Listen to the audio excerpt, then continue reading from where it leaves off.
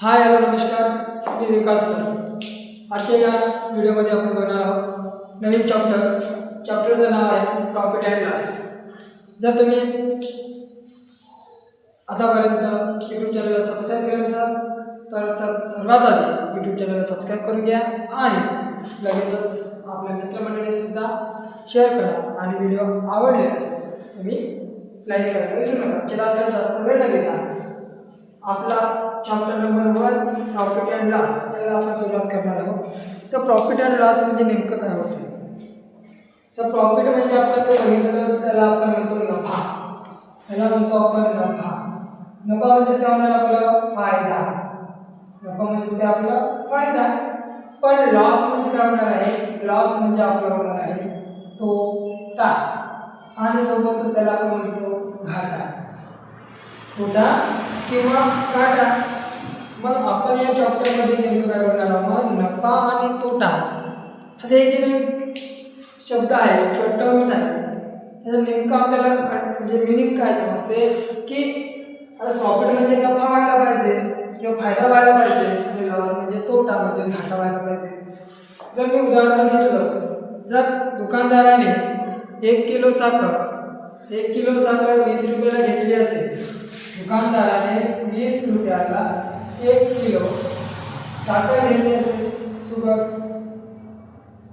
दुकानदाराने 1 किलो साखर 20 रुपयाला घेतली असेल आणि हे जो 1 किलोचा साखर आहे आपण गेलो दुकानात, दुकानदाराने म्हटलं की शाहूकार मला 1 किलो साखर द्या. मग तो शाहूकार काय म्हणणे? तो 1 किलो साखर हे 20 रुपये असेल का? नाही, कारण त्यांना दुकान चालवत आहे. त्याला एखादी वस्तू विकणे म्हणजेच काय, त्याला घेतलेल्या किमतीपेक्षा जास्त किमतीने घेणं आवश्यक आहे, बरोबर. त्यानंतर आता आपण तो कामाने 1 किलो साखर द्या म्हटलं आपण, तो शाहूकार म्हणजे आपल्याला 1 किलो साखरेची किंमत आहे 5 म्हणजे 25 रुपये, 25 रुपीज. त्यानं घेतलं कोणाकडून? मार्केटमध्ये घेतलं असेल साखर, आपण दुकानात ठेवलं. 1 किलोची किंमत होती 20 रुपये, पण आपण गेलो दुकानात आणि शाहूकारला म्हटलं की 1 किलो साखर द्या. शाहूकारला म्हटलं की 1 किलो साखरेची किंमत आहे 25 रुपये. मग आता त्यानं घेतलं 20 रुपये आणि आपल्याला विकलं किती? 25 रुपयाला. म्हणजे याच्यावर आपल्याला समजत आहे की 20 रुपयाला घेतलं पण 25 ला आपल्याला विकलं, म्हणजे डायरेक्टली त्याला किती रुपये फायदा झाला? 5 रुपयाचा. म्हणजे 20 रुपयाला घेतलं आणि 25 रुपयाला विकलं, याचा अर्थ काय? त्यानं डायरेक्ट 1 किलो साखरेवर 5 रुपये नफा मिळवला. आपल्याला या छोट्या छोट्या नंबर्सवरून आपल्याला लवकर कळते की 20 रुपयाला घेतलं 25 ला विकलं म्हणजे 5 रुपये नफा किंवा फायदा झालेला आहे. पण जर का आपण मॅथमॅटिकली जर मोठमोठ्याचा नंबरचा जर आपण सॉल्व करायचं असेल, मग त्या ठिकाणी याचा वापर करून मग आपल्याला एक फॉर्म्युले तयार करावे लागतील. त्या फॉर्म्युल्याच्या मदतीनं आपण वेगवेगळ्या मोठमोठ्या प्रश्नाचं उत्तर अगदी कमी वेळात काढतो. मी त्याच प्रकारे जर याला उलटं केलं, मी म्हटलं आता शाहूकारनं 25 रुपयाला साखर घेतलं, 25 रुपयाला साखर त्यानं घेतलं, त्यानं दुकानात ठेवलं. पण त्यानं जेव्हा आपण गेलो दुकानात, म्हटलं शाहूकार 1 किलो साखर मला द्या. त्याला म्हटलं की चला आता. मग त्या साखरेची किंमत आहे 20 रुपये, बरोबर आहे. पण शाहूकार स्वतः कितीला घेतले होते? 25 रुपयाला. पण त्यानं विकलं किती? कमी किमतीमध्ये. जेवढे पैशाने त्याला घेतला त्याच्यापेक्षा कमी किमतीनं त्यानं आपल्याला विकला. म्हणजे जास्त पैसे खर्च केला आणि कमी पैशानं विकला. याचा अर्थ त्याच्यामध्ये 25 रुपये जास्त होते आणि 20 रुपये आपल्याला कमीने विकले. म्हणजे त्याला मग किती रुपये कमी केला आपल्याला? 5. म्हणजे हा जो 5 मायनस मध्ये गेला, त्याचा कमी भेटले, त्याला कमी भेटले म्हणजेच काय होणार आहे? म्हणजे घाटा. त्याने 5 रुपयाचा काय केला मग स्वतःला घाटा करून घेतला, म्हणजे तोटा, त्याला म्हणतो आपण लॉस. मग याच्यावर आपल्याला काय समजते आहे की एकंदरीत आपल्याला असं कळत आहे की एक घ्यायची किंमत असेल आणि एक विकायची किंमत असेल.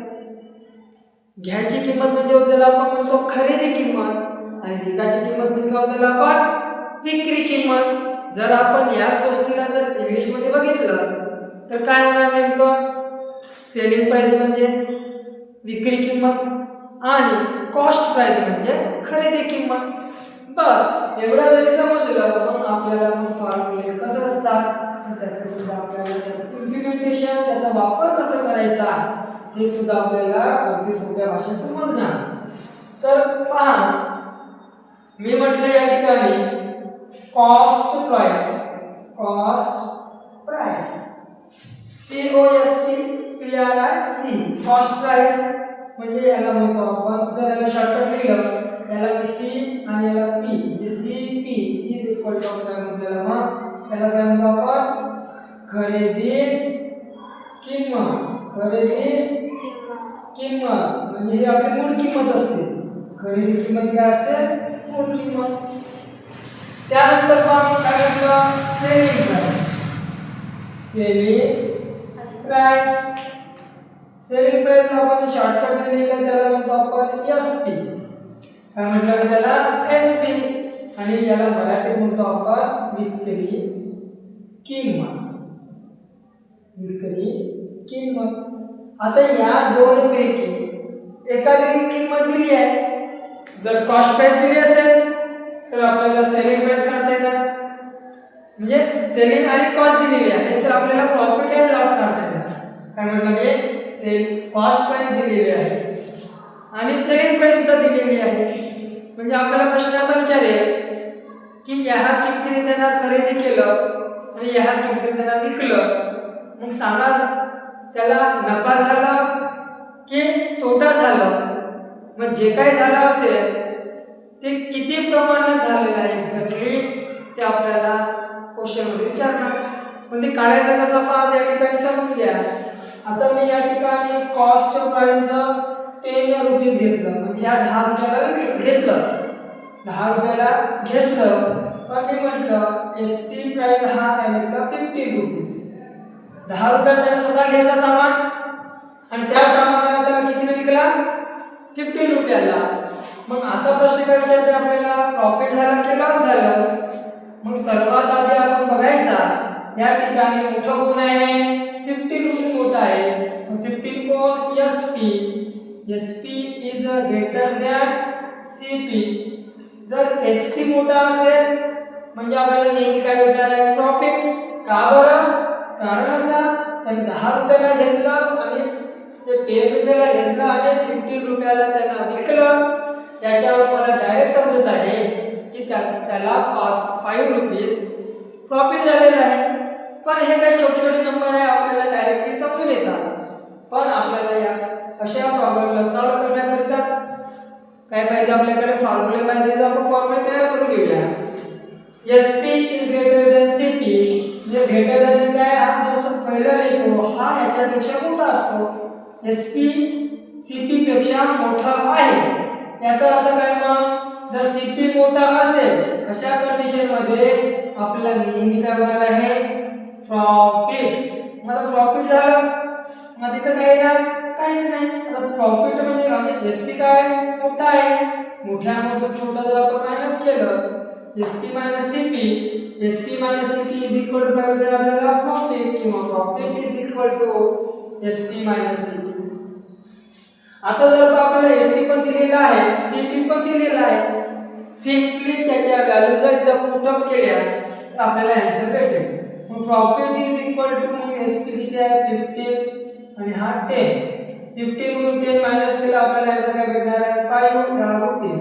ह्या 5 रुपीज काय झालं, आपलं प्रॉफिट झालेला आहे. त्याच प्रकारे जर मी प्रश्न तुला चेंज केलं, प्रश्न अशा प्रकारे केलं. आता पहा या ठिकाणी मी म्हटलं CP हा 25 आहे, पण SP 15 आहे. सीपी म्हणजे कॉस्ट प्राइस, खरेदी किंमत एवढा नाही. त्याने 25 रुपयाला त्याने काही सामान घेतलं असेल, जर उदाहरणार्थ हा मार्कर घेतला मी, हा मार्कर दुकानदाराने पहिला विकण्याकरिता 25 रुपयाला घेतलं, दुकानात ठेवलं. जेव्हा कस्टमर येतात त्या कस्टमरला किती वेळ मिळते त्यांना 50 रुपयाला. मग आपल्याला नेमकं कळलं नाही की आता लॉस झालंय की प्रॉफिट झालंय. बरं ठीक आहे, जर माहिती झालं प्रॉफिट किंवा लॉस झालेला आहे, मग झालं किती नेमकं हे आपल्याला फाइंड आउट करायचं आहे, काढायचं आहे. त्याकरिता आपण काय करतो, फॉर्म्युला. या ठिकाणी एसपी मोठं होतं म्हणून प्रॉफिट झालं, या ठिकाणी जर काही सीपी मोठा असेल तर मग त्याचा उलट म्हणजे लॉस झाला पाहिजे. बघा बघा इथं हा 25 आणि 15 या दोघांच्या मधामध्ये जर बघितलं तर आपल्याला सिम्पली समजते की 15 पेक्षा मोठा कोण असते, 25. म्हणजे हा 25 कोण आहे, मग सीपी हा मोठा म्हणजे ग्रेटर देन लिहायचा आणि एसपी इकडे आलेला आहे. हे सीपी मोठा आहे या ठिकाणी, पण या ठिकाणी काय होता, एसपी मोठा होता. एसपी मोठा असेल तर प्रॉफिट येणार, पण सीपी मोठा असेल काय आपल्याकडे काय ना लॉस. म्हणून लॉस इज इक्वल टू मग याच्या मध्ये घालायचा मायनस. एवढं सोपं आहे. काय म्हटलं इथं मोठा कोण आहे, सीपी एसपी पेक्षा हा ग्रेटर देन एसपी कोणला काढून टाकायचा, मग मायनस ठेवायचा म्हणजे आपल्याला फॉर्म्युला भेटेल loss is equal to CP minus SP. त्यानंतर पहा आता जर आपल्याला लॉस किती झालेला आहे काढायचं आहे, बरोबर आहे. आता लॉस किती झालेला आपल्याकडे, आता काय करायचं, मग loss is equal to CP किती दिलेला आहे 25 मायनस 15. 25 मायनस 15 जर केलं तर आपल्याला आन्सर किती मिळणार आहे 10. हा जो 10 आहे हा काय झाला आपला मग लॉस झाला. याच्यावर आपल्याला समजत आहे की एखाद्या वेळेस म्हणजे ज्या ठिकाणी खरेदी किंमत पण दिलेली आहे आणि विक्री किंमत दिलेली आहे, म्हणजे कॉस्ट प्राइस दिलेली आहे आणि सेलिंग प्राइस दिलेली आहे, आपल्याला फाइंड आउट काय करणार आहे, आपल्याला लॉस झालं की प्रॉफिट झालं ते सगळ्यात आधी आपण फाइंड आउट करायचा. आता पहा या ठिकाणी जर आपण म्हटलं एसपी मोठा आहे म्हणून देअर इज अ प्रॉफिट म्हणतो, मग प्रॉफिट झालं तर प्रॉफिटचा फॉर्म्युला वापरायचा ना प्रॉफिट काढायचा.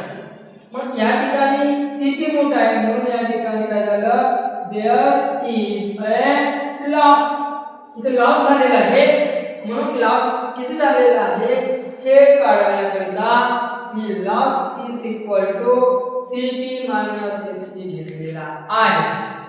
अशा प्रकारे आपण विविध प्रकारच्या ज्या क्वेश्चन्स असतात त्या ठिकाणी फक्त 10 आणि 15 नसते, मोठमोठे संख्या नंबर्स म्हणजे डेसिमल मध्ये जाऊ शकतात, बरोबर आहे, पॉइंट वाले आणि असे मोठमोठे 4 अंकी 5 अंकी नंबर असू शकतात.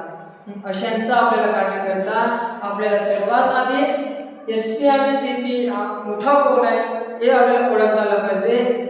याला ओळखून झाल्यानंतर आपल्याला कळलं पाहिजे की एसपी मोठा असेल तर आपल्याला होणार प्रॉफिट आणि जर का सीपी मोठा असेल तर होणार आपल्याला लॉस. असं आपलं आहे.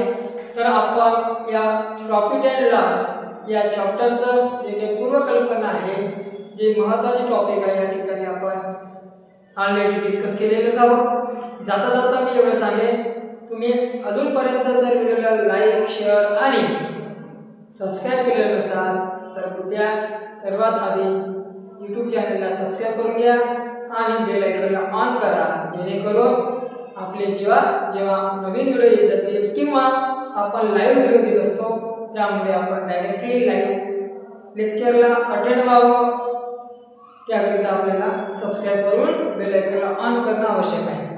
या ठिकाणी आपण फक्त आणि फक्त या चॅप्टरची म्हणजे प्रॉफिट अँड लॉस म्हणजे काय, नेमकं आपण ते प्रॉफिट फॉर्म्युले काय होणार, लॉस काय आणि प्रॉफिट काय या संदर्भात आपण डिस्कस केलेलं आहे. जो नेक्स्ट व्हिडिओ आपण घेणार त्याच्यामध्ये सर्वच आपण क्वेश्चन्स आपण त्या ठिकाणी डिस्कस करू, त्याकरता आपण अवश्य भेटूया. चला तर भेटूया नवीन व्हिडिओसोबत. जय हिंद, जय महाराष्ट्र.